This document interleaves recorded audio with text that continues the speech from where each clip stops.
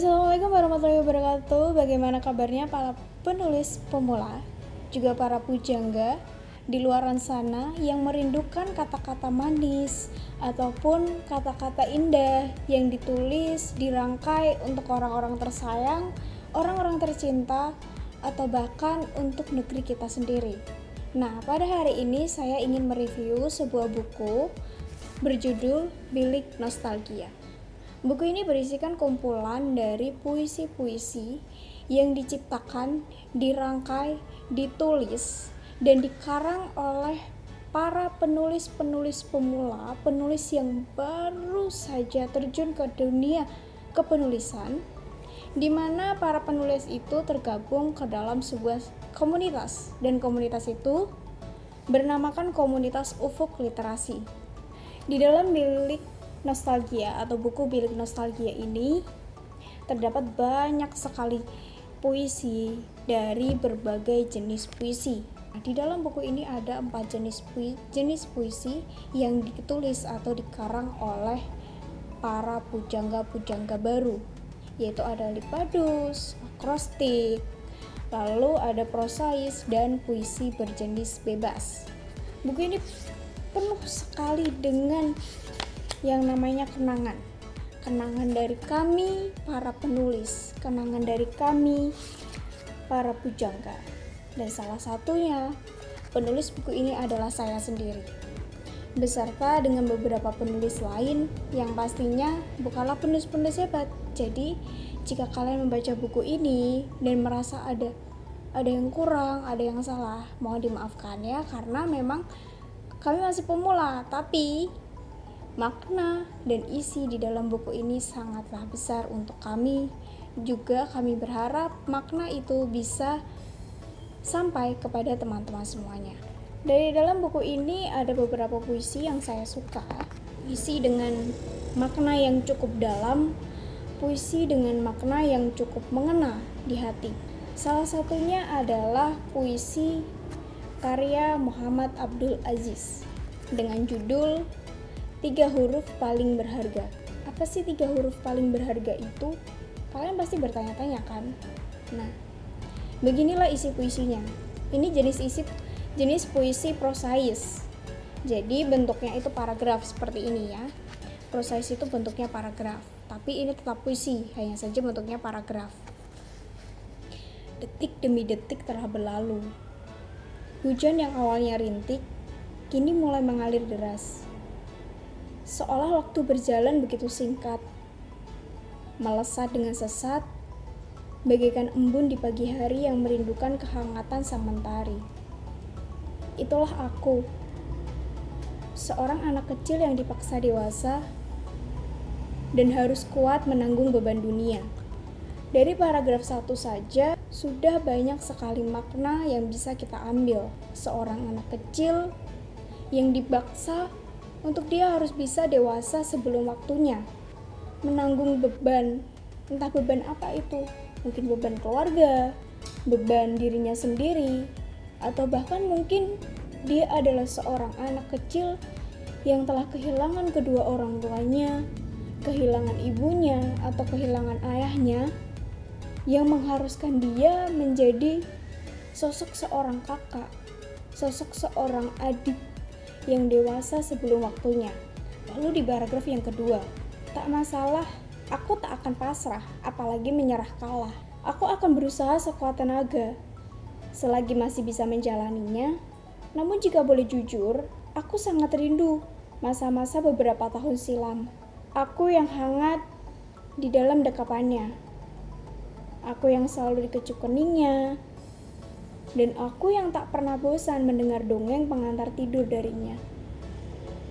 Di paragraf kedua ini dijelaskan bagaimana sosok seorang aku yang diperankan oleh sang penulis atau sang pujangga itu dia mengingat kenangan-kenangan yang ada di masa kecilnya ketika seseorang yang selalu menceritakan dongeng pengantar tidur itu masih hidup. Seseorang yang selalu mengecup keningnya. Lalu siapa orang itu? Orang itu dijelaskan di paragraf ketiga, yaitu dia, sosok wanita lembut dan tangguh yang kusebut ibu. sebuah kata yang tersusun dari 3 huruf paling berharga. Tak pernah menangis meski hatinya sedang teriris. Menahan tertawa dan berusaha mengobati luka. Buah hatinya, sedangkan luka pada dirinya sendiri masih menganga. Engkau tak kenal pamrih, kuat menahan perih dan pedih. Maafkan anakmu ini yang hanya bisa mengucap terima kasih. Jadi, sosok dari orang yang diceritakan oleh Moh Abdul Aziz dalam puisinya yang berjudul 3 huruf paling berharga itu adalah sosok seorang ibu. Dari puisi ini, saya menarik kesimpulan bahwa sang ibu sudah meninggal. Sudah tidak ada lagi di dunia ini. Sejak beliau masih kecil, yang mengharuskannya menjadi sosok seorang yang dewasa sebelum waktunya, yang memaksanya untuk kuat dan tangguh, padahal aslinya beliau itu adalah sosok seorang yang rapuh. Bagaimana saya tahu? Karena saya cukup dekat dengan beliau. Jadi, di dalam buku ini tidak hanya sebatas puisi-puisi cinta, puisi-puisi romansa, bagaimana caranya menembak kekasih, bagaimana caranya menyatakan cinta kepada orang yang kita suka, tidak. Tapi di dalam puisi ini juga terdapat banyak sekali pembelajaran, banyak sekali hal yang bisa kita petik, yang bisa kita angkat. Bahkan di dalam buku ini juga ada beberapa yang menyinggung mengenai kondisi alam sekitar. Ada yang menyinggung mengenai kondisi di negara kita. Ada yang menyinggung mengenai toleransi. Ada yang menyinggung mengenai agama. Ada yang menyinggung mengenai hal-hal lain yang itu cukup bermanfaat untuk kehidupan kita. Memang tidak secara langsung diungkapkan secara gamblang. Masih ada beberapa misteri dengan adanya beberapa kata yang diganti, atau bisa kita bilang sebagai diksi. Di puisi itu pasti ada diksi.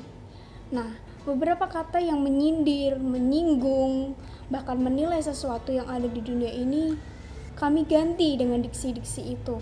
Supaya apa? Yang pastinya untuk mempermanis, mempercantik puisi tersebut. Tapi juga supaya apa yang kami lakukan itu tidak terlalu menyinggung, bahkan menyindir siapa yang kita sindir, siapa yang kita singgung. Supaya lebih baik, supaya ketika dibaca itu lumayan tidak menyakiti hati, tapi tetap mengena di hati. Itu adalah makna-makna dari puisi yang saya sampaikan. Makna itu berasal dari diri saya sendiri. Pemaknaan setiap orang itu pasti berbeda-beda. Dan menurut saya, buku ini pantas dibaca, dipahami, dimaknai dengan benar. Supaya apa? Supaya kita bisa belajar sedikit mengenai kehidupan, menghargai lingkungan, menghargai Tuhan yang sudah memberikan banyak sekali kenikmatan, keberkahan kepada kita. Kita juga bisa menghargai diri kita sendiri. Kita bisa menghargai orang lain. Dan dari buku ini saya yakin kalian yang membacanya akan bisa mendapatkan pelajaran-pelajaran hidup yang berharga. Jadi, buku ini bisa teman-teman beli di Tokopedia atau di Shopee atau bahkan di Bukalapak. Harganya tidak mahal, sangat murah, sangat terjangkau. Apalagi dengan isi juga makna-makna kehidupan yang kami angkat di dalamnya. Dengan harga buku yang relatif cukup murah itu, menurut saya itu sepadan dengan isi yang ada di dalamnya. Memang ini bukanlah buku yang langsung berisikan motivasi, hal-hal yang seperti itu tidak. Tapi ini tetap berisikan motivasi pembelajaran kehidupan, pembelajaran tentang menghargai alam, menghargai bumi, menghargai negeri, bagaimana kita yang harus peka terhadap kondisi lingkungan, peka terhadap kondisi negeri kita sendiri. Di sini diceritakan segalanya. Dari sudut pandang siapa? Dari sudut pandang kami para pujangga.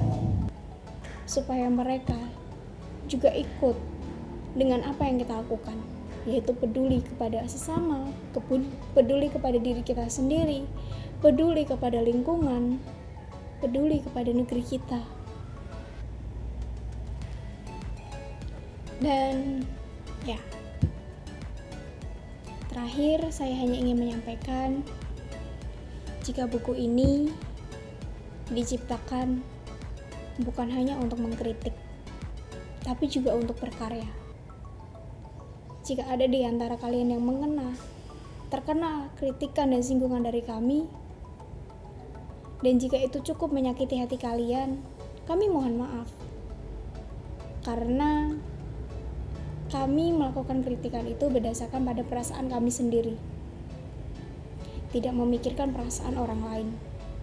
Karena kami sang pujangga adalah orang-orang yang sadis pada saat mengkritik. Tapi balik lagi seperti yang saya katakan tadi, kami mengkritik untuk kebaikan bersama. Semoga ketika kalian membaca buku ini bisa mendapatkan pembelajaran hidup yang bermanfaat, pembelajaran hidup yang bisa membuat kalian menjadi manusia yang lebih baik lagi, dan pastinya bisa menjadi manusia yang berguna, bermanfaat, baik bagi diri sendiri, keluarga, bangsa, ataupun negara. Dan kalau kalian memang tidak bisa untuk membelinya secara online di Bukalapak, Tokopedia, ataupun di Shopee, kalian juga bisa membacanya di Perpustakaan Universitas Tidar. Jadi buku ini akan segera tersedia dan bisa kalian baca di Perpustakaan Universitas Tidar. Sekian yang dapat saya sampaikan. Mohon maaf atas segala kesalahan, mohon maaf jika ada kata yang menyinggung, menyakiti, atau melukai hati teman-teman. Wabillahi taufiq wal hidayah. Wassalamualaikum warahmatullahi wabarakatuh.